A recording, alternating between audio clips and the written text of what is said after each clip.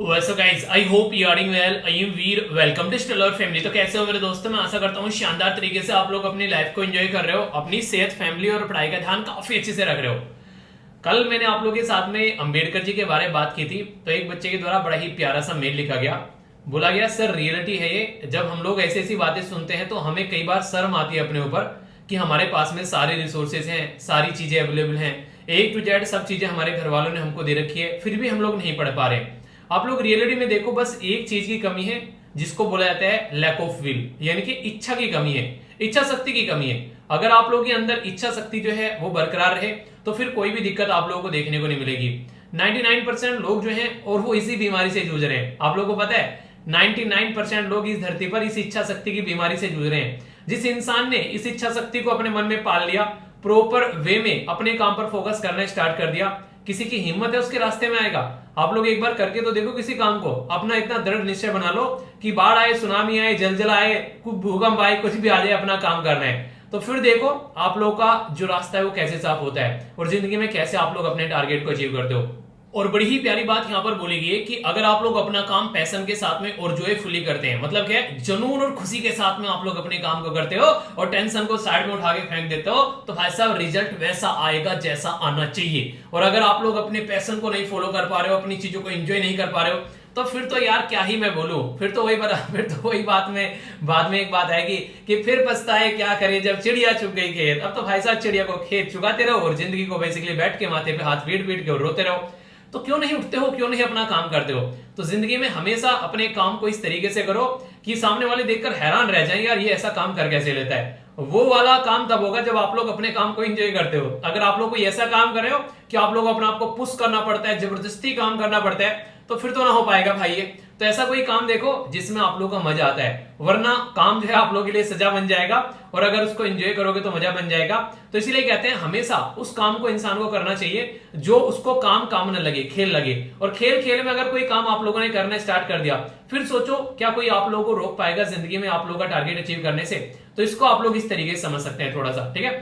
शानदार डिस्कशन रहेगा। डिस्कशन की खासियत क्या रहती है? एक बच्चा कह रहा है सर सबसे प्यारी खासियत ये है डिस्कशन की कि हर एक आर्टिकल के एंड में कोई ना कोई क्वेश्चन देखने को मिलता है। तो सर उससे जो है बहुत ही अच्छी एक कनेक्टिविटी बनी रहती है और सुनने में भी मजा आता है। तो देखिए ये जो चीजें स्टार्ट की गई हैं इसीलिए स्टार्ट की गई हैं ताकि प्रैक्टिस भी आप लोगों के साथ साथ में होती रहे। वैसे अगर नॉलेज के लिए सुन रहे हो सही है, पर लेकिन सोचो अगर नॉलेज कंप्लीट होने के बाद में पता चले कि टेस्ट कर लेते हैं यार अपनी नॉलेज को, कैसी है अपनी नॉलेज, तो फिर देखो जब मजा आता है, ठीक है। बाकी आज का दिन कैसा रहा जरूर बताना यार, मैं जानने के लिए उत्सुक रहता हूं आप लोगों का दिन। और वीडियो को रिकॉल करते हो कि वीडियो के एंड में नहीं, वीडियो को रिकॉल जरूर किया करो 1 मिनट के लिए, वीडियो को बेसिकली जब कंप्लीट हो जाए आंखें बंद करके कि हाँ क्या क्या आज आप लोगों ने सीखा है, ठीक है।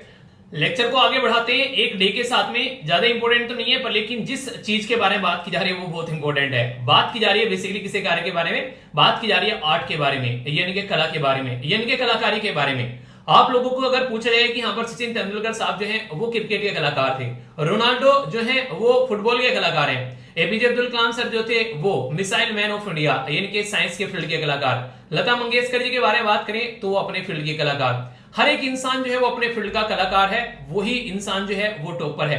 तो इस तरीके से आप लोग समझ सकते हैं कलाकारी जो है वो हमेशा इंसान अगर उसमें इंटरेस्ट लेना स्टार्ट कर दे, और वही होगी कलाकारी भी जिसमें उसका इंटरेस्ट आता है, तो वो इंसान हमेशा टॉपर होगा।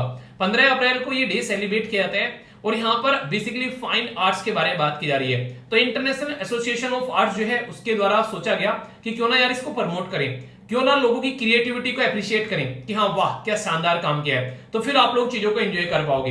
तो ये है बेसिक फंडा जिसको आप लोगों को समझना है कि कलाकारी जो है वो इंसान को एक सही पोजीशन पर ले जाकर रख देती है। तो इंसान को हमेशा कलाकार होना चाहिए और अपनी कलाकारी में महारत हासिल करनी चाहिए। तो आप लोग किस फील्ड के कलाकार हैं बताइए आप लोग, ठीक है। ऐसा कौन सा एरिया जहां पर आप लोगों को लगता है कि हाँ यार हम कलाकार हैं, इसमें काफी कुछ हम लोग एंजॉय भी करते हैं और काफी कुछ हम लोग काम भी कर सकते हैं इस फील्ड में। जो भी आप लोग को फील्ड हो बताइएगा जरूर, ठीक है। आइए आगे बात करते हैं न्यूज के बारे में। अभी रिसेंटली काफी इंपोर्टेंट न्यूज निकल कर आई कि ब्रह्मोस जो है ये मिसाइल जो है वो फंक्शन नहीं कर रही है ढंग से। बेसिकली देखिए हमने क्या किया था, अभी अपनी जो मिसाइल है वो यहाँ पर फिलीपीन को भेजी थी, ठीक है। तो उसके चलते यहाँ पर ये न्यूज में आ गई। अभी यहाँ पर क्या हुआ, उसने जिस तरीके से फंक्शन करना था उस तरीके से फंक्शन नहीं किया। तो हुआ क्या, हमारी कंट्री के दूतावास को बेसिकली बुलाया गया यहाँ पर मनीला के द्वारा, जो कि फिलीपीन की कैपिटल है, और बोला गया यार ये मिसाइल जो है काम नहीं कर रही है। तो इंडिया ने बोला चाइना का माल नहीं है, ठीक है, इंडिया का माल है, टेंशन मत लो। हो गया होगा, थोड़ी बहुत दिक्कत हो गई होगी, एक आधा पार्ट आप लोगों ने सही से नहीं लगाया होगा, वरना ये चाइना का माल नहीं है, आया और 2 दिन में खत्म हो गया। हमारा माल है, प्रॉपर तरीके से चलेगा, ठीक है। तो इतना तो कम से कम आप लोग यकीन कर ही सकते हो। सबसे पहले लोकेशन देखिए, ये हो गया यहाँ पर फिलीपींस, इसकी कैपिटल हो गई मनीला। तो अभी हम लोगों ने ब्रह्मोस जो है वो मिसाइल अभी यहाँ पर फिलीपीन को भेजी थी। और सबसे शानदार बात यहाँ पर यह है, डिफेंस इक्विपमेंट जो कि अब तक हम लोगों से खरीदा करते थे, अब हम लोगों ने बेचना स्टार्ट कर दिया है। आप लोगों को पता है कि दुनिया में हम लोग टॉप 5 कंट्री में आते हैं जो कि इंपोर्ट करते हैं डिफेंस का सामान, पर लेकिन अब हम लोग एक्सपोर्ट करने की कैटेगरी में अपनी कंट्री को डाल रहे हैं, जिसके चलते वो देश जो कि हमारे लंगोटिया यार है और जिनकी चाइना से पटती नहीं है, कम से कम उनको तो हम लोग ये सिस्टम बेच ही सकते हैं। कल को चलकर चाइना अगर उल्टी सीधी हरकतें कर रहा है इस एरिया में, जैसे आप लोगों ने नॉर्मली देखा होगा, इनकी लड़ाई रहती है कई सारे आइलैंड को लेकर, तो ये भी बोल सकता है कि चाइना इधर मत आना वरना हम भी तुमको दाग देंगे, दागदा फायर बना देंगे तुम्हारा, ठीक है। तो वो सारी बातें, तो अभी पहले आप लोगों को ब्रह्मोस मिसाइल के बारे में कुछ बातें बताऊंगा, उसके बाद में फिर हम लोग आगे बढ़ेंगे। ये कुछ बेसिक इंफॉर्मेशन है जो कि आप लोगों को पता होना चाहिए। अगर ये सारी चीजें आप लोगों को पता है तो काफी अच्छे से आप लोग क्वेश्चन का आंसर दे पाओगे। चलिए क्वेश्चन भी मैं आप लोगों को बता देता हूं ताकि आप लोग चीजों को अच्छे से अंडरस्टैंड कर सको। क्वेश्चन है पहले आप लोगों के सामने, क्वेश्चन पर ढंग से आप लोग नजर डालिएगा, देखता हूं कौन कौन क्वेश्चन का आंसर सही देता है। ब्रह्मोस जो है वो एक ज्वाइंट इनिशिएटिव है हमारी कंट्री में इसरो का, और इसी के साथ में एनपीओएम है रसिया का, इनके द्वारा मिलकर ये सिस्टम बनाया गया। पॉइंट नंबर 2 बोला गया है कि यहाँ पर ये ऑपरेट होता है फायर एंड फॉरगेट की कैटेगरी में, यानी कि एक बार दाग दो और फिर भूल जाओ, उसके बाद में टेंशन लेने की कोई जरूरत नहीं है। ये सिस्टम काम करता है यहाँ पर बेसिकली इसके अंदर में। इंडिया जो है बोला गया है कि not a member of missile technology control regime. आप लोग बोलोगे ये कहां से आ गया, इसका क्या रिलेशन है ब्रह्मोस से, बातें करूंगा उसके बारे में। पहले आप लोग क्वेश्चन का आंसर बताइए यहाँ पर क्या है। ए में बोला गया 1 and 2, बी बोला गया 2 and 3, सी बोला गया 1 and 3, डी बोला गया ऑल ऑफ द अबव। तो आप लोग क्वेश्चन का आंसर बताना, ठीक है। मैं आप लोगों से डिस्कस करता हूं, उसके बाद में हम लोग देखेंगे।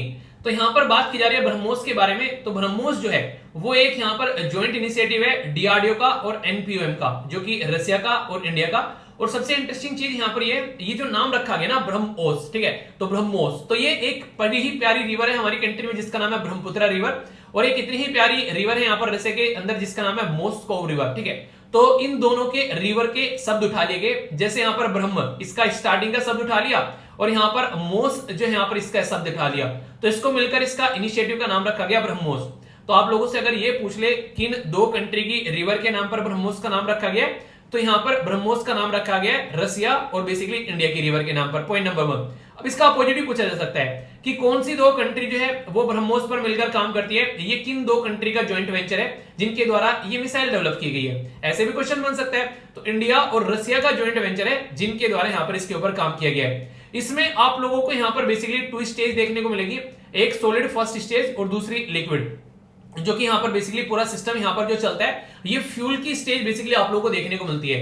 ये एयर टू सरफेस ये मिसाइल आप लोगों को यहाँ पर बेसिकली अगर बात करें इसमें, इसका फ्लाइट रेंज जो है यहाँ पर ये 300 किलोमीटर तक आप लोग देख सकते हैं। अब आप लोग बोलेंगे यहाँ पर ये एमटीसीआर कैसे आ गया, ठीक है, जिसके बारे में मैंने आप लोगों से बात किया था। एमटीसीआर है जिसको बोलते हैं मिसाइल टेक्नोलॉजी कंट्रोल रिजीम, इसके नाम में ही देख सकते हैं आप लोग, मिसाइल की टेक्नोलॉजी को कंट्रोल करने का काम करता है। ऐसा नहीं कि भाई साहब मिसाइल जो है वो ठेले पर बेच रहे हो, ठीक है, हाँ 1 रुपए किलो 2 रुपए किलो मिसाइल चल रही है, नहीं, ये हर एक इंसान के पास नहीं जानी चाहिए, ये उसी इंसान के पास जानी चाहिए जो इसको पहुंचा सके। यानी कि ऐसा नहीं कि ये किसी भी इंसान के पास से पहुंचा दी और फिर वो बोले कि किसी को भी बता, कुछ बोला तो छोड़ दो तेरे ऊपर, ठीक है, तो वह हरकतें नहीं होनी चाहिए। तो इसके चलते यहाँ पर अभी जब हम लोग इसका मेंबर बन गए तो यहाँ पर इसकी जो रेंज है बढ़ाने की बात की गई है। यानी कि वैसे मैंने बोला 300 किलोमीटर है, अब इसको 450 से आगे चलकर 600 किलोमीटर तक हम लोग इसको ले जा सकते हैं, क्योंकि हम लोग यहाँ पर पार्ट बन चुके हैं किसका, एमटीसीआर का, जो कि यहाँ पर उन कंट्री को ये चीज अलाउ करता है जो एक रेस्पॉन्सिबल कंट्री है, ठीक है।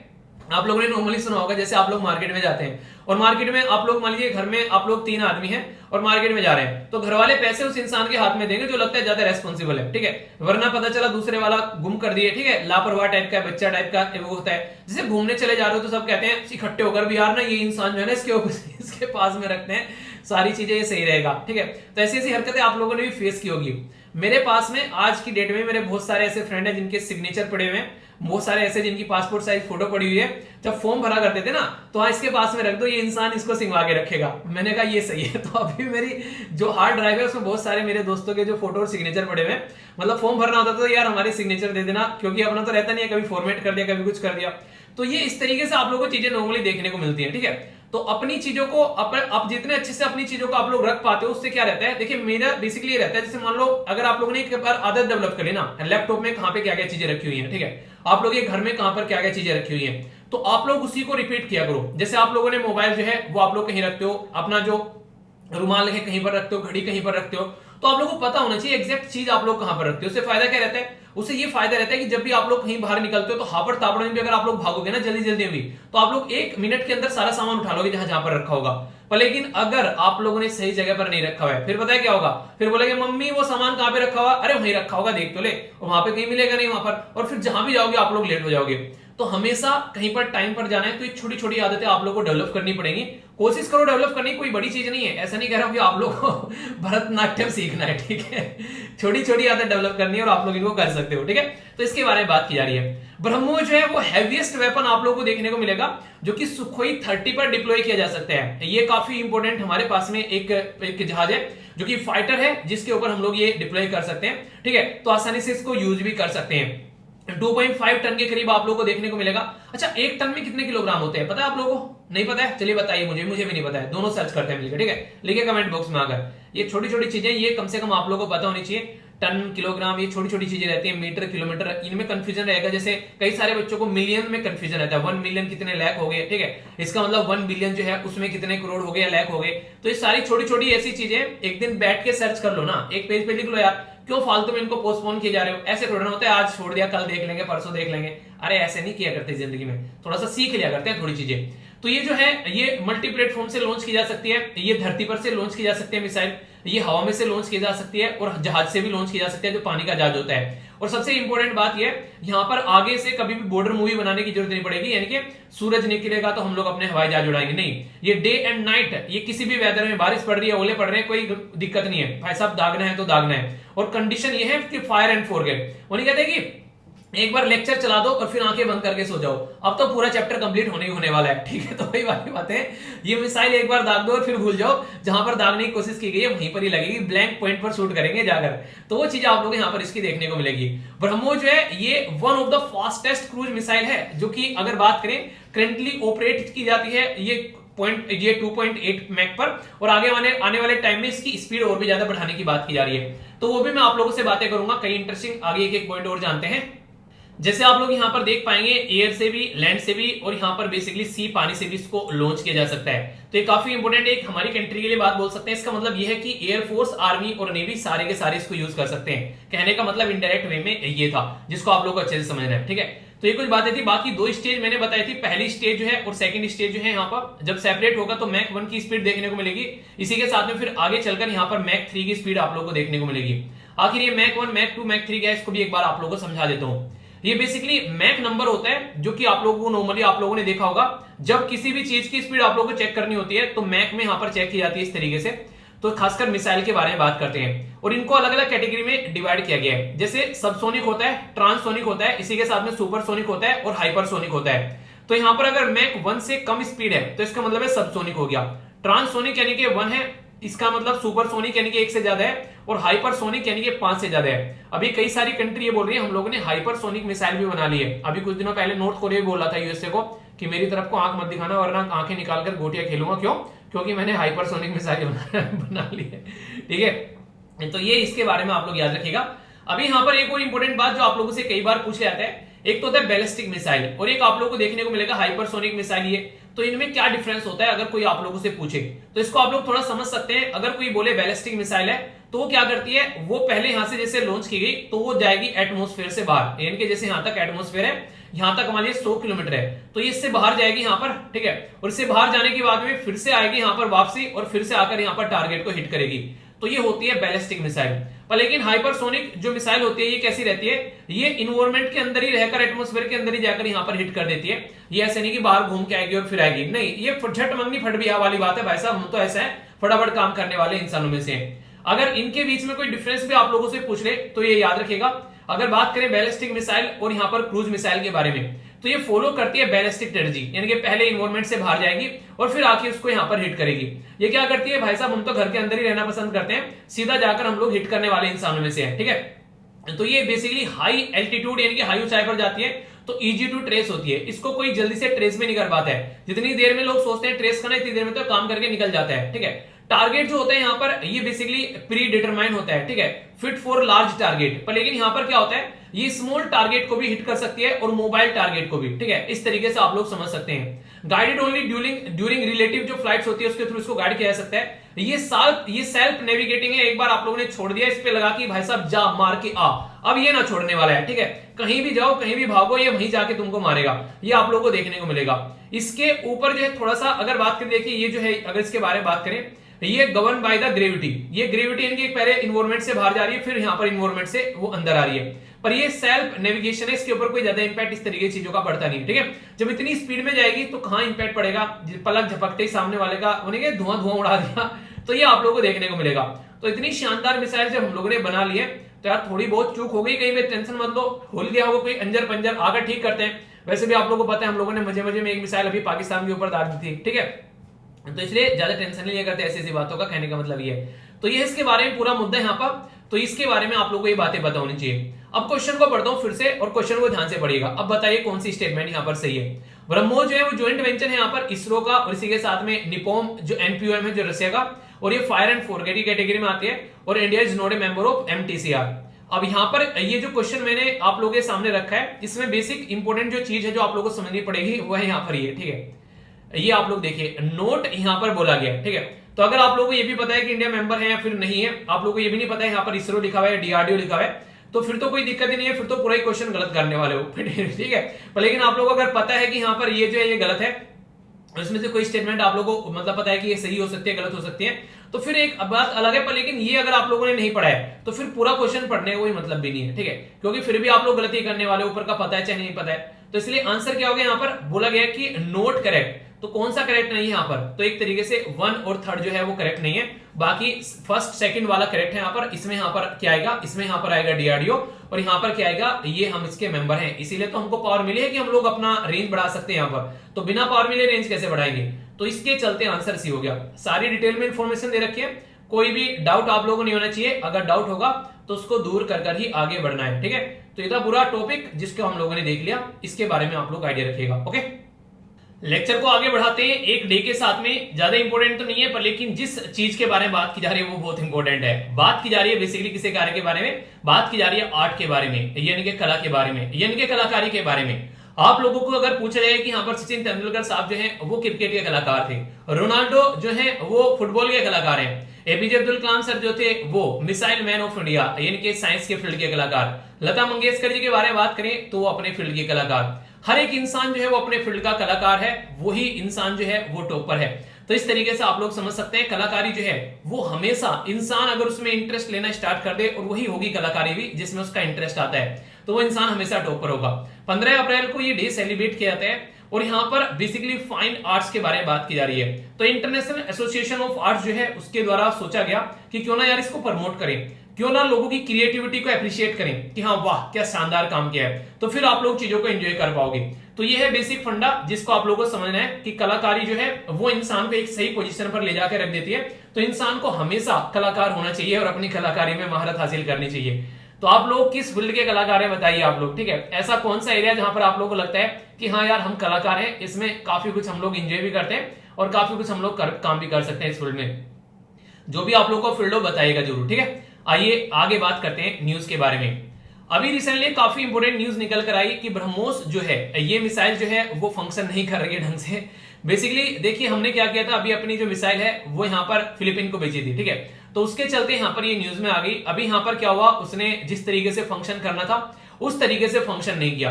तो हुआ क्या, हमारी कंट्री के दूतावास को बेसिकली बुलाया गया यहाँ पर मनीला के द्वारा, जो कि फिलीपीन की कैपिटल है, और बोला गया यार ये मिसाइल जो है काम नहीं कर रही है। तो इंडिया ने बोला चाइना का माल नहीं है, ठीक है, इंडिया का माल है, टेंशन मत लो। हो गया होगा, थोड़ी बहुत दिक्कत हो गई होगी, एक आधा पार्ट आप लोगों ने सही से नहीं लगाया होगा, वरना ये चाइना का माल नहीं है, आया और 2 दिन में खत्म हो गया। हमारा माल है, प्रॉपर तरीके से चलेगा, ठीक है। तो इतना तो कम से कम आप लोग यकीन कर ही सकते हो। सबसे पहले लोकेशन देखिए, ये हो गया यहाँ पर फिलीपींस, इसकी कैपिटल हो गई मनीला। तो अभी हम लोगों ने ब्रह्मोस जो है वो मिसाइल अभी यहाँ पर फिलीपीन को भेजी थी। और सबसे शानदार बात यहाँ पर यह है, डिफेंस इक्विपमेंट जो कि अब तक हम लोगों से खरीदा करते थे, अब हम लोगों ने बेचना स्टार्ट कर दिया है। आप लोगों को पता है कि दुनिया में हम लोग टॉप 5 कंट्री में आते हैं जो कि इंपोर्ट करते हैं डिफेंस का सामान। पर लेकिन अब हम लोग एक्सपोर्ट करने की कैटेगरी में अपनी कंट्री को डाल रहे हैं, जिसके चलते वो देश जो कि हमारे लंगोटिया यार है और जिनकी चाइना से पटती नहीं है, कम से कम उनको तो हम लोग ये सिस्टम बेच ही सकते हैं। कल को चलकर चाइना अगर उल्टी सीधी हरकतें कर रहा है इस एरिया में, जैसे आप लोगों ने नॉर्मली देखा होगा, इनकी लड़ाई रहती है कई सारे आइलैंड को लेकर, तो ये भी बोल सकता है कि चाइना इधर मत आना वरना हम भी तुमको दाग देंगे, दागदा फायर बना देंगे तुम्हारा, ठीक है। तो वो सारी बातें, तो अभी पहले आप लोगों को ब्रह्मोस मिसाइल के बारे में कुछ बातें बताऊंगा, उसके बाद में फिर हम लोग आगे बढ़ेंगे। ये कुछ बेसिक इंफॉर्मेशन है जो कि आप लोगों को पता होना चाहिए। अगर ये सारी चीजें आप लोगों को पता है तो काफी अच्छे से आप लोग क्वेश्चन का आंसर दे पाओगे। चलिए क्वेश्चन भी मैं आप लोगों को बता देता हूं ताकि आप लोग चीजों को अच्छे से अंडरस्टैंड कर सको। क्वेश्चन है पहले आप लोगों के सामने, क्वेश्चन पर ढंग से आप लोग नजर डालिएगा, देखता हूं कौन कौन क्वेश्चन का आंसर सही देता है। ब्रह्मोस जो है वो एक ज्वाइंट इनिशिएटिव है हमारी कंट्री में इसरो का, और इसी के साथ में एनपीओएम है रसिया का, इनके द्वारा मिलकर ये सिस्टम बनाया गया। पॉइंट नंबर 2 बोला गया है कि यहाँ पर ये ऑपरेट होता है फायर एंड फॉरगेट की कैटेगरी में, यानी कि एक बार दाग दो और फिर भूल जाओ, उसके बाद में टेंशन लेने की कोई जरूरत नहीं है। ये सिस्टम काम करता है यहाँ पर बेसिकली इसके अंदर में। इंडिया जो है बोला गया है कि not a member of missile technology control regime. आप लोग बोलोगे ये कहां से आ गया, इसका क्या रिलेशन है ब्रह्मोस से, बातें करूंगा उसके बारे में। पहले आप लोग क्वेश्चन का आंसर बताइए यहाँ पर क्या है। ए में बोला गया 1 and 2, बी बोला गया 2 and 3, सी बोला गया 1 and 3, डी बोला गया ऑल ऑफ द अबव। तो आप लोग क्वेश्चन का आंसर बताना, ठीक है। मैं आप लोगों से डिस्कस करता हूं, उसके बाद में हम लोग देखेंगे। तो यहाँ पर बात की जा रही है ब्रह्मोस के बारे में। तो ब्रह्मोस जो है वो एक यहाँ पर ज्वाइंट इनिशिएटिव है डीआरडीओ का और एनपीओएम का, जो कि रसिया का और इंडिया का। और सबसे इंटरेस्टिंग चीज यहाँ पर ये जो नाम रखा गया ना ब्रह्मोस, ठीक है, तो ब्रह्मोस, तो ये एक बड़ी ही प्यारी रिवर है हमारी कंट्री में जिसका नाम है ब्रह्मपुत्र रिवर, और एक इतनी ही प्यारी रिवर है यहाँ पर रसिया के अंदर जिसका नाम है मोस्को रिवर, ठीक है। तो इन दोनों के रिवर के शब्द उठा लिए गए, जैसे यहाँ पर ब्रह्म इसका स्टार्टिंग का शब्द उठा लिया, और यहाँ पर मोस जो है यहाँ पर इसका शब्द उठा लिया, तो इसको मिलकर इसका इनिशिएटिव का नाम रखा गया ब्रह्मोस। तो आप लोगों से अगर ये पूछ ले किन 2 कंट्री की रिवर के नाम पर ब्रह्मोस का नाम रखा गया, तो यहां पर ब्रह्मोस का नाम रखा गया रसिया और बेसिकली इंडिया की रिवर के नाम पर। Point number 1। अब इसका अपोजिट भी पूछा जा सकता है कि कौन सी 2 कंट्री जो है वो ब्रह्मोस पर मिलकर काम करती है, ये किन 2 कंट्री का ज्वाइंट वेंचर है जिनके द्वारा ये मिसाइल डेवलप की गई है। ऐसे भी क्वेश्चन बन सकता है। तो इंडिया और रसिया का ज्वाइंट वेंचर है जिनके द्वारा यहां पर इसके ऊपर काम किया गया है। इसमें आप लोगों को यहां पर बेसिकली 2 स्टेज देखने को मिलेगी, एक सॉलिड फर्स्ट स्टेज और दूसरी लिक्विड, जो कि यहां पर बेसिकली पूरा सिस्टम यहां पर जो चलता है ये फ्यूल की स्टेज बेसिकली आप लोगों को देखने को मिलती है। ये एयर टू सरफेस ये मिसाइल आप लोगों को यहां पर बेसिकली अगर बात करें इसमें, इसका फ्लाइट रेंज जो है यहां पर ये 300 किलोमीटर तक आप लोग देख सकते हैं। अब आप लोग बोलेंगे यहां पर ये एमटीसीआर कैसे आ गया, ठीक है, जिसके बारे में मैंने आप लोगों से बात किया था। एमटीसीआर है जिसको बोलते हैं मिसाइल टेक्नोलॉजी कंट्रोल रिजीम, इसके नाम में ही देख सकते हैं आप लोग, मिसाइल की टेक्नोलॉजी को कंट्रोल करने का काम करता है। ऐसा नहीं कि भाई साहब मिसाइल जो है वो ठेले पर बेच रहे हो, ठीक है, हाँ 1 रुपए किलो 2 रुपए किलो मिसाइल चल रही है, नहीं, ये हर एक इंसान के पास नहीं जानी चाहिए, ये उसी इंसान के पास जानी चाहिए जो इसको पहुंचा सके। यानी कि ऐसा नहीं कि ये किसी भी इंसान के पास में पहुंचा दी और फिर वो बोले कि किसी को भी बता, कुछ बोला तो छोड़ दो तेरे ऊपर, ठीक है, तो वह हरकतें नहीं होनी चाहिए। तो इसके चलते यहाँ पर अभी जब हम लोग इसका मेंबर बन गए तो यहाँ पर इसकी जो रेंज है बढ़ाने की बात की गई है, यानी कि वैसे मैंने बोला 300 किलोमीटर है, अब इसको 450 से आगे चलकर 600 किलोमीटर तक हम लोग इसको ले जा सकते हैं, क्योंकि हम लोग यहाँ पर पार्ट बन चुके हैं किसका, एमटीसीआर का, जो कि यहाँ पर उन कंट्री को ये चीजें अलाउ करता है जो एक रेस्पॉन्सिबल कंट्री है, ठीक है। आप लोगों ने नॉर्मली सुना होगा, जैसे आप लोग मार्केट में जाते हैं और मार्केट में आप लोग मान लीजिए घर में आप लोग 3 आदमी हैं और मार्केट में जा रहे हैं, तो घर वाले पैसे उस इंसान के हाथ में देंगे जो लगता है ज्यादा रेस्पॉन्सिबल है, ठीक है, वरना पता चला दूसरे वाला गुम कर दिए, ठीक है, लापरवाह टाइप का बच्चा टाइप का वो होता है। जैसे घूमने चले जा रहे हो तो सब कहते हैं इकट्ठे होकर भी यार ना ये इंसान जो है ना इसके पास में रखते हैं, सारी चीजें ये सही रहेगा, ठीक है। तो ऐसी ऐसी हरकतें आप लोगों ने भी फेस की होगी।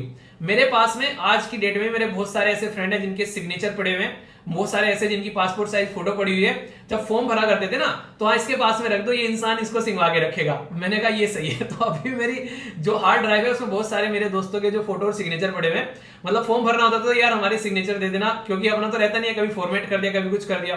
तो ये इस तरीके से आप लोगों को चीजें नॉर्मली देखने को मिलती है, ठीक है। तो अपनी चीजों को आप जितने अच्छे से अपनी चीजों को आप लोग रख पाते हो उससे क्या रहता है, देखिए मेरा बेसिकली ये रहता है, जैसे मान लो अगर आप लोगों ने एक बार आदत डेवलप कर ली ना, लैपटॉप में कहां पे क्या क्या चीजें रखी हुई है, ठीक है, आप लोग ये घर में कहां पर क्या क्या चीजें रखी हुई है, तो आप लोग उसी को रिपीट किया करो। जैसे आप लोगों ने मोबाइल जो है वो आप लोग कहीं रखते हो, अपना जो रुमाल है कहीं पर रखते हो, घड़ी कहीं पर रखते हो, तो आप लोगों को पता होना चाहिए एग्जैक्ट चीज आप लोग कहां पर रखते हो। उससे फायदा क्या रहता है, उससे ये फायदा रहता है कि जब भी आप लोग कहीं बाहर निकलते हो तो हापड़ तापड़ में भी अगर आप लोग भागोगे ना जल्दी जल्दी में भी, तो आप लोग 1 मिनट के अंदर सारा सामान उठा लोगे जहां जहां पर रखा होगा।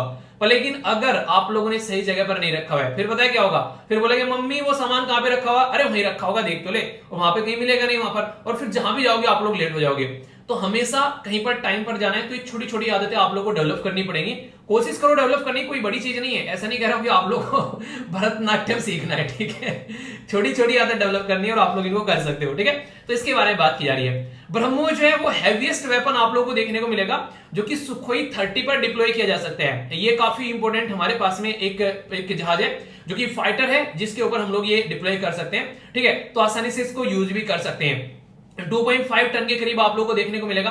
अच्छा, एक टन में कितने किलोग्राम होते हैं पता है आप लोगों को? नहीं पता है? चलिए बताइए मुझे भी नहीं पता है। दोनों सर्च करते हैं मिलकर, ठीक है। लिखिए कमेंट बॉक्स में आकर। ये छोटी छोटी चीजें ये कम से कम आप लोगों को पता होनी चाहिए। टन, किलोग्राम, ये छोटी छोटी चीजें रहती है। मीटर, किलोमीटर, इनमें कंफ्यूजन रहेगा। जैसे कई सारे बच्चों को मिलियन में कंफ्यूजन रहता है। 1 मिलियन कितने लाख हो गए, ठीक है। इसका मतलब 1 बिलियन जो है उसमें कितने करोड़ हो गए या लाख हो गए। तो ये सारी छोटी छोटी ऐसी चीजें एक दिन बैठ के सर्च कर लो ना, एक पेज पे लिख लो यार। क्यों फालतू में इनको पोस्टपोन किए जा रहे हो? ऐसे थोड़ा ना होता है आज छोड़ दिया कल देख लेंगे परसों देख लेंगे। अरे ऐसे नहीं किया करते जिंदगी में, थोड़ा सा सीख लिया करते हैं थोड़ी चीजें। तो ये जो है ये मल्टी प्लेटफॉर्म से लॉन्च की जा सकती है, ये धरती पर से लॉन्च की जा सकती है मिसाइल, ये हवा में से लॉन्च की जा सकती है और जहाज से भी लॉन्च की जा सकती है जो पानी का जहाज होता है। और सबसे इंपॉर्टेंट बात ये, यहाँ पर आगे से कभी भी बॉर्डर मूवी बनाने की जरूरत नहीं पड़ेगी, यानी कि सूरज निकलेगा तो हम लोग अपने हवाई जहाज उड़ाएंगे, नहीं। ये डे एंड नाइट, ये किसी भी वेदर में, बारिश पड़ रही है, ओले पड़ रहे हैं, कोई दिक्कत नहीं है भाई साहब, दागना है तो दागना है। और कंडीशन ये है कि फायर एंड फॉरगेट, वो नहीं कहते कि एक बार लेक्चर चला दो और फिर आंखें बंद करके सो जाओ। अब तो पूरा चैप्टर कंप्लीट होने ही होने वाला है, ठीक है। तो वही वाली बात है, ये मिसाइल एक बार दाग दो और फिर भूल जाओ। जहां पर दागने की कोशिश की गई है वहीं पर ही लगेगी, ब्लैंक पॉइंट पर शूट करेंगे जाकर। तो वो चीज आप लोग यहाँ पर इसकी देखने को मिलेगी। ब्रह्मोस जो है ये one of the fastest cruise missile है जो कि अगर बात करें करेंटली ऑपरेट की जाती है ये 2.8 मैक पर, और आगे आने वाले टाइम में इसकी स्पीड और भी ज्यादा बढ़ाने की बात की जा रही है। तो वो भी मैं आप लोगों से बातें करूंगा, कई इंटरेस्टिंग आगे एक पॉइंट और जानते हैं। जैसे आप लोग यहाँ पर देख पाएंगे एयर से भी, लैंड से भी, और यहाँ पर बेसिकली सी, पानी से भी इसको लॉन्च किया जा सकता है। तो ये काफी इंपोर्टेंट एक हमारी कंट्री के लिए बात बोल सकते हैं। इसका मतलब ये है कि एयरफोर्स, आर्मी और नेवी सारे के सारे इसको यूज कर सकते हैं। कहने का मतलब इनडायरेक्ट वे में ये था जिसको आप लोग को अच्छे से समझना है, ठीक है। तो ये कुछ बातें थी। बाकी 2 स्टेज मैंने बताई थी, पहली स्टेज जो है और सेकंड स्टेज जो है यहाँ पर जब सेपरेट होगा तो मैक 1 की स्पीड देखने को मिलेगी। इसी के साथ में फिर आगे चलकर यहाँ पर मैक 3 की स्पीड आप लोग को देखने को मिलेगी। आखिर ये मैक 1, मैक 2, मैक 3 क्या है, इसको भी एक बार आप लोगों को समझा देता हूँ। ये बेसिकली मैक नंबर होता है जो कि आप लोगों को नॉर्मली आप लोगों ने देखा होगा जब किसी भी चीज की स्पीड आप लोगों को चेक करनी होती है तो मैक में यहाँ पर चेक की जाती है इस तरीके से। तो खासकर मिसाइल के बारे में बात करते हैं और इनको अलग अलग कैटेगरी में डिवाइड किया गया है। जैसे सबसोनिक होता है, ट्रांससोनिक होता है, इसी के साथ में सुपरसोनिक होता है और हाइपरसोनिक होता है। तो यहाँ पर अगर मैक 1 से कम स्पीड है तो इसका मतलब है सबसोनिक हो गया। ट्रांससोनिक यानी कि 1 है, इसका मतलब सुपरसोनिक यानी कि 1 से ज्यादा है, और हाइपरसोनिक यानी कि 5 से ज्यादा है। अभी कई सारी कंट्री ये बोल रही है हम लोगों ने हाइपरसोनिक मिसाइल भी बना ली है। अभी कुछ दिनों पहले नॉर्थ कोरिया भी बोल रहा था यूएसए को कि मेरी तरफ को आंख मत दिखाना वरना आंखें निकालकर गोटियां खेलूंगा। क्यों? क्योंकि मैंने हाइपरसोनिक मिसाइल बना ली है, ठीक है। तो ये इसके बारे में आप लोग याद रखिएगा।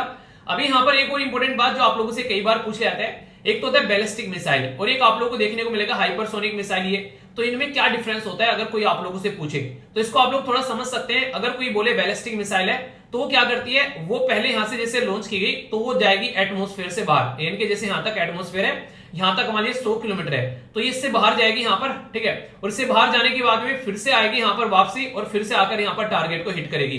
तो ये होती है बैलिस्टिक मिसाइल। पर लेकिन हाइपरसोनिक जो मिसाइल होती है ये कैसी रहती है, ये इन्वायरमेंट के अंदर ही रहकर एटमॉस्फेयर के अंदर ही जाकर यहाँ पर हिट कर देती है। ये ऐसे नहीं कि बाहर घूम के आएगी और फिर आएगी, नहीं, ये झट मंगनी फट बिया वाली बात है भाई साहब। हम तो ऐसा है फटाफट काम करने वाले इंसानों में से। अगर इनके बीच में कोई डिफरेंस भी आप लोगों से पूछ ले तो ये याद रखिएगा। अगर बात करें बैलिस्टिक मिसाइल और यहाँ पर क्रूज मिसाइल के बारे में तो ये फॉलो करती है बैलिस्टिक स्ट्रेटजी, यानी कि पहले इन्वायरमेंट से बाहर जाएगी और फिर आके उसको यहाँ पर हिट करेगी। ये क्या करती है भाई साहब, हम तो घर के अंदर ही रहना पसंद करते हैं, सीधा जाकर हम लोग हिट करने वाले इंसानों में से है, ठीक है। तो ये बेसिकली हाई एल्टीट्यूड यानी कि हाई ऊंचाई पर जाती है तो इजी टू ट्रेस होती है। इसको कोई जल्दी से ट्रेस भी नहीं कर पाता है। जितनी देर में लोग सोचते हैं ट्रेस करना, इतनी देर में तो काम करके निकल जाता है, ठीक है। टारगेट जो होता है यहाँ पर ये बेसिकली प्री डिटरमाइन होता है, ठीक है, फिट फॉर लार्ज टारगेट। पर लेकिन यहाँ पर क्या होता है, ये स्मॉल टारगेट को भी हिट कर सकती है और मोबाइल टारगेट को भी, ठीक है। इस तरीके से आप लोग समझ सकते हैं। गाइडेड ओनली ड्यूरिंग रिलेटिव जो फ्लाइट्स होती है उसके थ्रू इसको गाइड किया जा सकता है। ये सेल्फ नेविगेटिंग है। एक बार आप लोगों ने छोड़ दिया, इस पे लगा कि भाई साहब जा मार के आ, अब ये ना छोड़ने वाला है, ठीक है। कहीं भी जाओ, कहीं भी भागो, ये वहीं जाके तुमको मारेगा। ये आप लोगों को देखने को मिलेगा। इसके ऊपर जो है थोड़ा सा अगर बात करें, देखिए ये जो है अगर इसके बारे में बात करें, ये गवर्न बाय द ग्रेविटी। ये ग्रेविटी यानी कि पहले इन्वायरमेंट से बाहर जा रही है फिर यहाँ पर इन्वायरमेंट से वो अंदर आ रही है। पर ये सेल्फ नेविगेशन है, इसके ऊपर कोई ज्यादा इंपैक्ट इस तरीके की चीजों का पड़ता नहीं, ठीक है। जब इतनी स्पीड में जाएगी तो कहां इंपैक्ट पड़ेगा, पलक झपकते ही सामने वाले का उन्हें धुआं धुआं उड़ा दिया, तो ये आप लोगों को देखने को मिलेगा। तो इतनी शानदार मिसाइल जब हम लोगों ने बना ली है, तो यार थोड़ी बहुत चूक हो गई कहीं पे, टेंशन मत लो, खोल दिया होगा कोई अंजर पंजर, आकर ठीक करते हैं। वैसे भी आप लोगों को पता है हम लोगों ने मजे मजे में एक मिसाइल अभी पाकिस्तान के ऊपर दाग दी थी, ठीक है। तो इसलिए ज्यादा टेंशन नहीं लिया करते ऐसी ऐसी बातों का, कहने का मतलब ये है। तो ये इसके बारे में पूरा मुद्दा यहाँ पर, तो इसके बारे में आप लोगों को ये बातें पता होनी चाहिए। अब क्वेश्चन को पढ़ता हूं फिर से, और क्वेश्चन को ध्यान से पढ़िएगा। अब बताइए कौन सी स्टेटमेंट यहाँ पर सही है। ब्रह्मोस जो है वो ज्वाइंट वेंचर है यहाँ पर इसरो का, और इसी के साथ में निपोम जो एनपीओएम है जो रशिया का, और ये फायर एंड फोरगेट की कैटेगरी में आती है, और India is not a member of MTCR. अब यहाँ पर ये जो क्वेश्चन मैंने आप लोगों के सामने रखा है, इसमें बेसिक इंपोर्टेंट जो चीज है जो आप लोगों को समझनी पड़ेगी वो है यहाँ पर ये, ठीक है। ये आप लोग देखिए नोट यहाँ पर बोला गया, ठीक है। तो अगर आप लोगों को ये भी पता है कि इंडिया मेंबर है या फिर नहीं है, आप लोगों को ये भी नहीं पता है यहाँ पर इसरो लिखा हुआ है या डीआरडीओ लिखा हुआ है, तो फिर तो कोई दिक्कत ही नहीं है, फिर तो पूरा ही क्वेश्चन गलत करने वाले हो, ठीक है। पर लेकिन आप लोगों को अगर पता है कि यहाँ पर ये जो है ये गलत है, इसमें से कोई स्टेटमेंट आप लोगों को मतलब पता है कि ये सही हो सकती है गलत हो सकती है, तो फिर एक बात अलग है। पर लेकिन ये अगर आप लोगों ने नहीं पढ़ा है तो फिर पूरा क्वेश्चन पढ़ने का कोई मतलब भी नहीं है, ठीक है, क्योंकि फिर भी आप लोग गलती करने वाले, ऊपर का पता है चाहे नहीं पता है। तो इसलिए आंसर क्या हो गया, यहाँ पर बोला गया कि नोट करेक्ट, तो कौन सा करेक्ट नहीं है यहाँ पर, तो एक तरीके से 1 और 3 जो है वो करेक्ट नहीं है, बाकी फर्स्ट सेकंड वाला करेक्ट है यहाँ पर। इसमें यहाँ पर क्या आएगा, इसमें यहाँ पर आएगा डीआरडीओ, और यहाँ पर क्या आएगा, ये हम इसके मेंबर हैं, इसीलिए तो हमको पावर मिली है कि हम लोग अपना रेंज बढ़ा सकते हैं यहाँ पर। तो बिना पावर मिले रेंज कैसे बढ़ाएंगे, तो इसके चलते आंसर सी हो गया। सारी डिटेल में इंफॉर्मेशन दे रखी है, कोई भी डाउट आप लोगों को नहीं होना चाहिए, अगर डाउट होगा तो उसको दूर कर ही आगे बढ़ना है, ठीक है।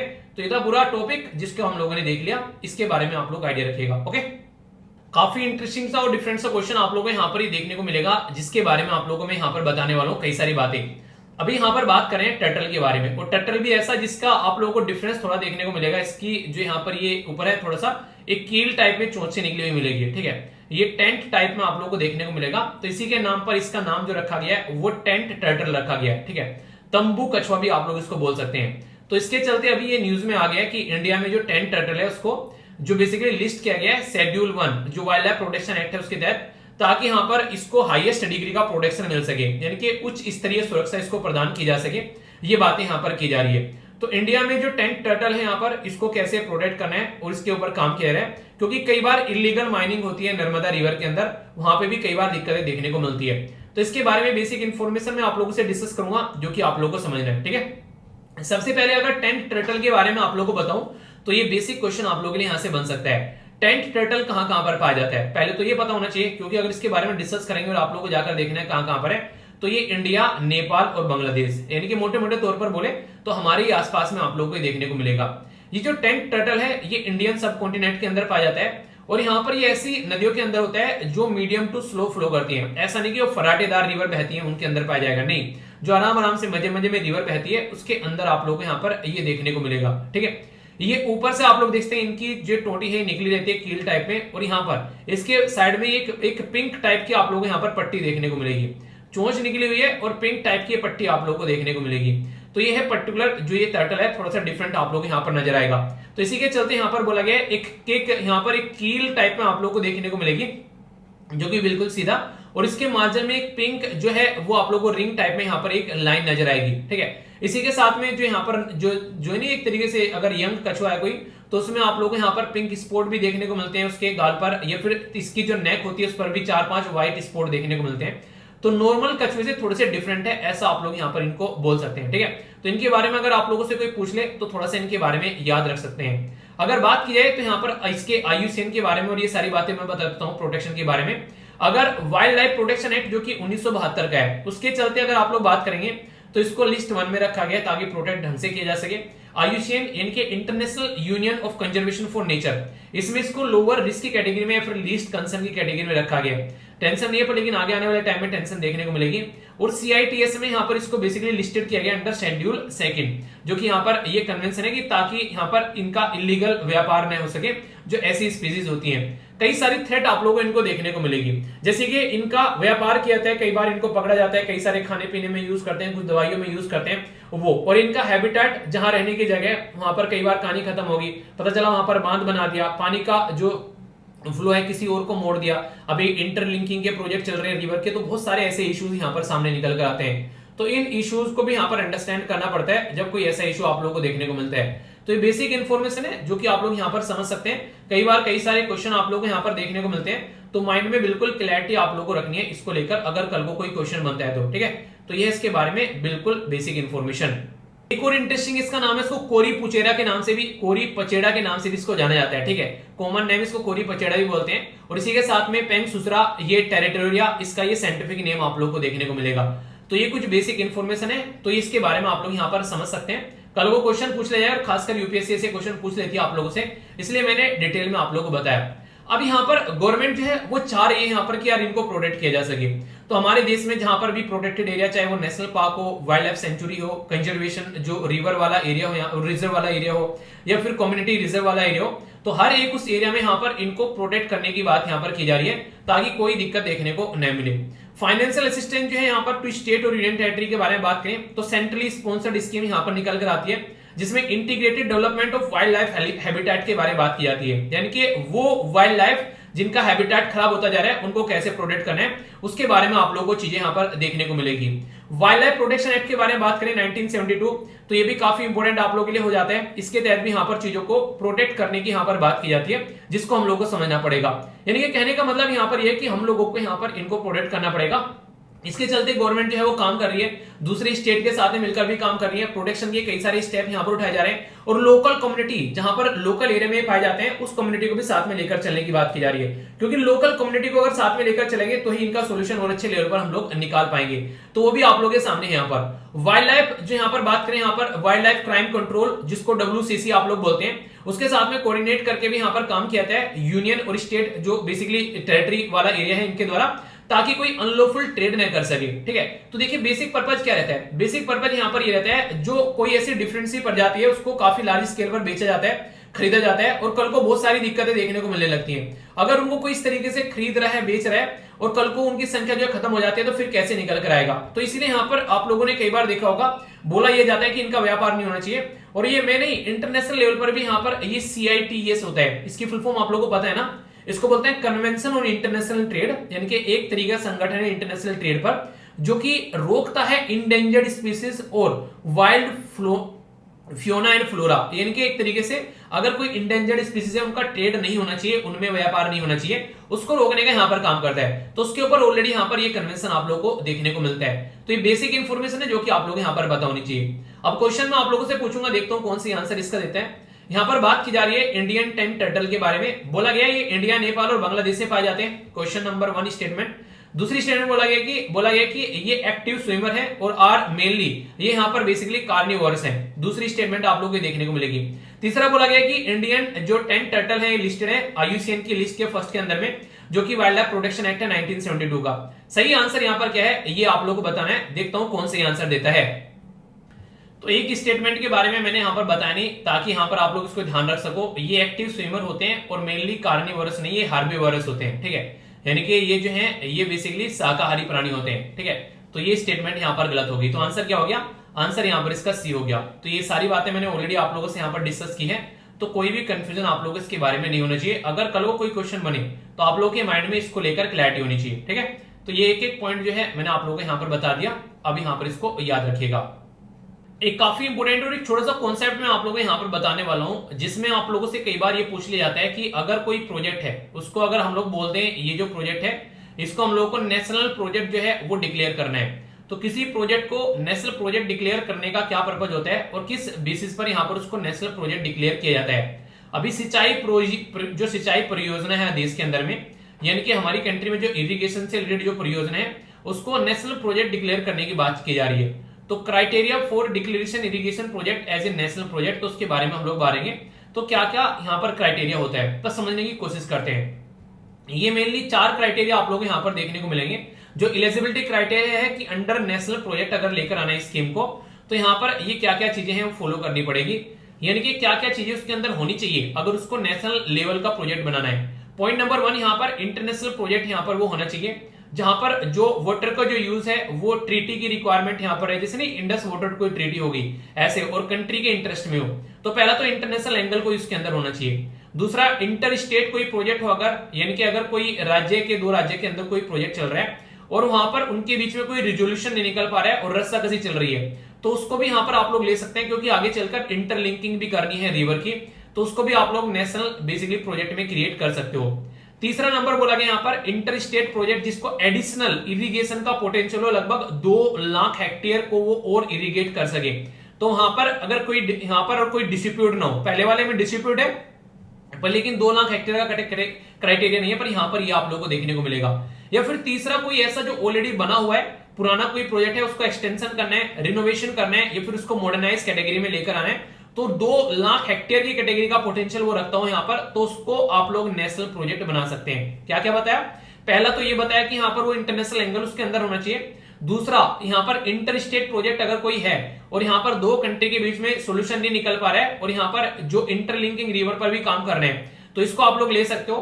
तीसरा नंबर बोला गया कि इंटर स्टेट हो सकता है, पर लेकिन यहां पर जैसे पहले वाले में लड़ाई नहीं है, वो लड़ाई नहीं होनी चाहिए, और यहां पर 2 लाख हेक्टेयर में कम से कम वो सिंचाई का काम कर सके। चौथे नंबर पर बोला गया यहां पर ऐसा कोई पुराना प्रोजेक्ट जो ऑलरेडी चल रहा है, कोई नया नहीं है, पुराना, जो लगभग 2 लाख हेक्टेयर पर यहां पर काम कर सकता है, ये यहां पर आप लोग उसको काम कर सकते हो।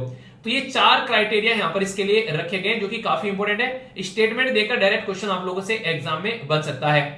पर लेकिन ये सारे के सारे क्राइटेरिया फुलफिल होने के बाद भी इसकी कोई ऐसी गारंटी नहीं है कि उसको आप लोग नेशनल प्रोजेक्ट की कैटेगरी में डाल ही दोगे। रीजन क्या है? यहां पर बात की जा रही है, अगर आप लोगों को बात की जाए तो डिपार्टमेंट ऑफ वाटर रिसोर्स, और इसी के साथ में यहां पर बात की जा रही है रिवर डेवलपमेंट और गंगा रिजुवनेशन। तो यहां पर एक पर्टिकुलर एडवाइजरी कमेटी है यहां पर, जो कि यहां पर ये देखेगी कि इसकी वजह से सिंचाई के ऊपर क्या इंपैक्ट पड़ रहा है, बाढ़ तो नहीं आ जा रही है, मल्टीपर्पज प्रोजेक्ट को यहां पर लेकर चल रहे हैं। तो डिपार्टमेंट ऑफ वाटर रिसोर्सेज और इसी के साथ में यहां पर रिवर डेवलपमेंट और गंगा रिजुवनेशन जो है वो यहां पर देखेगा इसको प्रॉपर वे में कि इसको इंक्लूड करना है या फिर नहीं इंक्लूड करना है। तो यानी कि एक तरीके से पूरा क्लियरेंस यहां पर लेना पड़ेगा। हाई पावर्ड स्टीयरिंग कमेटी रहेगी जो कि यहां पर चेक करेगी, उसके बाद में गवर्नमेंट जो है वो यहां पर उसको फंडिंग प्रोवाइड कराएगी। ठीक है, अगर यहां पर इस तरह की चीजें आप लोगों को देखने को मिलती है तो नॉर्मली अगर कोई प्रोजेक्ट स्टेट के अंदर चल रहा है तो स्टेट पैसा देगा, पर लेकिन अगर यहां पर ये प्रोजेक्ट जो है इस तरीके से आ जाता है नेशनल लेवल पर निकलकर, तो फिर 90% जो पैसा है वो सेंटर देगा और 10% स्टेट देगा। अगर वो एरिया जो है वो 8 नॉर्थ ईस्ट के राज्य या फिर हिमालयन स्टेट जैसे हिमाचल प्रदेश, उत्तराखंड, या फिर यहाँ पर union territory Jammu and Kashmir या लद्दाख, ऐसे कोई एरिया आप लोगों को देखने को मिलते हैं, तो ये काफी इंपॉर्टेंट पॉइंट बन जाता है। पर लेकिन दूसरे राज्य में प्रोजेक्ट है तो 60% सेंटर देगा और 40% यहाँ पर स्टेट देगा। यानी कि बेसिक फायदा यहाँ पर ये देखने को मिलता है कि सेंटर और स्टेट गवर्नमेंट मिलकर काम करने लगते हैं। सारा भार जो है वो अकेले स्टेट गवर्नमेंट के ऊपर नहीं आता है अगर कोई ऐसा प्रोजेक्ट जो है वो सामने निकल कर आता है। तो इसलिए अप्रिशिएट किया जाता है यहाँ पर कोई भी ऐसा प्रोजेक्ट अगर उसको नेशनल लेवल पर ले गए तो फिर यहाँ पर दिक्कतें जो है वो काफी कम हो जाती हैं। ठीक है, ये काफी इंपॉर्टेंट स्कीम है जिसके बारे में आप लोगों को पता होना चाहिए और यहाँ से क्वेश्चन बनने के चांसेस भी आप लोगों के बन जाते हैं और ये काफी लंबे समय से न्यूज में भी है, तो इसलिए थोड़ा सा डिटेल में डिस्कस करूंगा अभी इसके अंदर क्या डेवलपमेंट आ रहे हैं, पहले क्या था और आगे कैसे लेकर चलने की बात की जा रही है। प्रेस इंफॉर्मेशन ब्यूरो के द्वारा ये न्यूज कवर की गई है और बात की जा रही है सेवा निधि स्कीम के बारे में। अब ये स्कीम जो है सेवा निधि से यहाँ पर बेसिकली समृद्धि कर दिया गया है। ये यहाँ पर अभी लॉन्च की जा रही है एडिशनल 120 सिटीज के अंदर में, जिसे बोला गया 28 लाख जो स्ट्रीट वेंडर है उनको उनकी फैमिलीज को कवर किया जाएगा। समझाता हूं, ध्यान से सुनिएगा, एक एक पॉइंट क्लियर हो जाएगा, टेंशन नहीं लेना कि क्या बोल दिया समझ में नहीं आया। ठीक है, हम लोग एक एक बात जो है वो डिटेल में डिस्कस करने वाले हैं। यहां बोला गया अब आपके समस्त परिवार के लिए, मतलब क्या इसका समझेंगे पहले डिटेल में। पहले आप लोगों से यहां पर बातें करता हूं कि मुद्दा क्या है। अभी हमारी कंट्री में ministry of housing and urban affair जो है उसके द्वारा लॉन्च किया गया सेवा निधि से समृद्धि प्रोग्राम, यानी कि यहां पर बात की जा रही है बेसिकली ये हमारी कंट्री में एक स्कीम है जो कि सिटीज में आप लोगों को नॉर्मली देखने को मिलेगी, खासकर उन लोगों के लिए जो स्ट्रीट वेंडर है, यानी कि गलियों में अपना सामान बेचते हैं। कई बार आप लोगों ने देखा होगा, ठीक है, कोई बर्तन बेचने वाला आया हुआ है, कोई कपड़ा बेचने आया हुआ है, ठीक है, कोई बोलता है कि अपने घर के जो बर्तन वगैरह ठीक करवा लो, एक तरीके से चूल्हे वगैरह ठीक करवा लो, वो सब जो रहते हैं, तो ये स्ट्रीट वेंडर रहते हैं, सड़कों पे सब्जियां बेचने वाले या फिर आप लोग बोल सकते हैं। तो यहां पर ऑलरेडी हमारी कंट्री में एक स्कीम है जिसका नाम आप लोगों को पता होना चाहिए, जिसका नाम है प्रधानमंत्री स्ट्रीट वेंडर, यानी कि गलियों में सामान बेचने वाले आत्मनिर्भर। तो इनके लिए यहां पर सपोर्ट प्रोवाइड कराई गई थी और ये कैसी स्कीम थी, ये सेंट्रल सेक्टर स्कीम थी। सेंट्रल सेक्टर स्कीम वो होती है सारा पैसा जो है वो सेंट्रल गवर्नमेंट देता है, स्टेट गवर्नमेंट से पैसा नहीं मांगता है। और सेंट्रल स्पॉन्सर्ड स्कीम वो स्कीम होती है जिसमें सेंट्रल गवर्नमेंट तो पैसा देता ही देता है, स्टेट गवर्नमेंट भी पैसा देता है, यानी कि मिलजुल कर पार्टनरशिप में काम करते हैं। 1 जून 2020 में लॉन्च की गई, क्यों? क्योंकि मार्च में लॉकडाउन लग गया था, तो लग रहा था कि आगे आने वाले टाइम में दिक्कतें देखने को मिल सकती है। तो इसका टारगेट ये रखा गया था कि जो गलियों में घूमकर अपना सामान बेचने वाले लगभग 30 लाख के करीब लोग जो हैं उनको यहां पर कवर किया गया था, जिसके चलते प्राइम मिनिस्टर साहब के द्वारा उनको बोला गया कि यहां पर नॉट ओनली एक्सटेंडेड लोन, उनको लोन प्रोवाइड कराया गया, बल्कि उनके डेवलपमेंट के बारे में बात की गई, उनका इकोनॉमिक अपलिफ्टमेंट के बारे में बात की गई, यानी कि आसानी से उनको लोन प्रोवाइड करा दिया गया ताकि अपनी जिंदगी वो जी सके, और उसके लिए उनसे कोई ऐसा उन्हें एक तरीके से कोलेटरल भी नहीं मांगा गया कि उनसे आप लोगों को सामान यहां पर लाकर रखना है तभी आप लोगों को यहां पर ये लोन मिलेगा।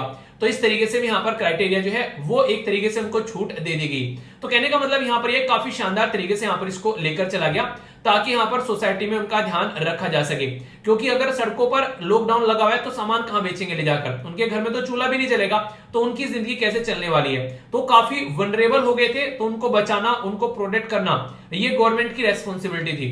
तो ये जो स्कीम यहां पर लॉन्च की गई थी उसमें आप लोगों को पता है यहां पर ये सारी बातें फेज 1 में लगभग 45 लाख स्ट्रीट वेंडर को यहां पर कवर किया गया था। फेज 1 में जब स्कीम लॉन्च की गई थी 126 सिटीज के अंदर में लगभग यहां पर 28 स्ट्रीट वेंडर के करीब आप लोगों को देखने को मिल रहे हैं। आगे आने वाले टाइम में ग्रेजुअली और भी इसको कवर करने की बात की जा रही है। तो ये तो नहीं पूछेगा आप लोगों से, पर लेकिन जो अब आगे बताऊंगा वो जरूर पूछेगा एग्जाम में। यहां पर अब तक इसका नाम था यहां पर सेवा निधि, ठीक है। तो नाम क्या था मैंने आप लोगों को यहां पर अभी दिखाया, इसका नाम क्या था अगर आप लोग यहां पर देख पा रहे हो, एक सेकंड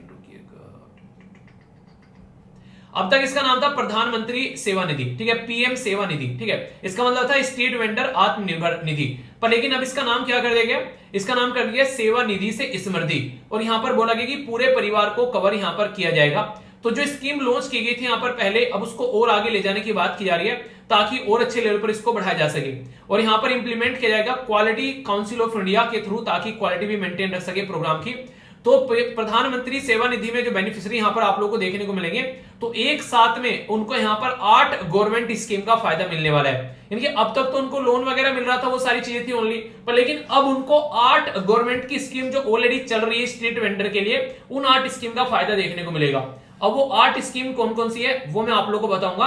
यानी कि इसका पार्ट बनने का मतलब यह है कि आप लोगों को बहुत सारा फायदा होने वाला है, ऐसा आप लोग यहां पर बोल सकते हैं। और बहुत सारे फायदे में चीजें क्या क्या कवर की जा रही है आप लोग यहां पर समझ सकते हैं। अगर यहां पर सेवा निधि से समृद्धि के बारे में हम लोग बात करते हैं तो प्रधानमंत्री यहां पर जीवन ज्योति बीमा योजना उनको मिलेगी, प्रधानमंत्री सुरक्षा बीमा योजना उनको मिलेगी, प्रधानमंत्री जन धन योजना उनको मिलेगी, प्रधान यहां पर रजिस्ट्रेशन किया जाएगा building and the other construction जो वर्कर्स होते हैं उनके लिए, और इन्हीं के साथ में जो रेगुलेशन एंड इंप्लीमेंट कंडीशन जो सर्विस है उसमें भी यहां पर इनको फायदा मिलेगा। प्रधानमंत्री श्रम योगी मानधन योजना के तहत काम कर सकते हैं।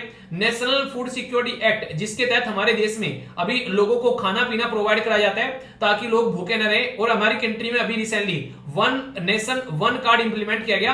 यानी कि अगर कोई इंसान जो है वो बिहार उत्तर प्रदेश से आता है और वो काम करना चाहता है जाकर तमिलनाडु या फिर केरला के अंदर में, तो वो काम कर सकता है, उसके लिए भी यहां पर इसको इंप्लीमेंट किया गया।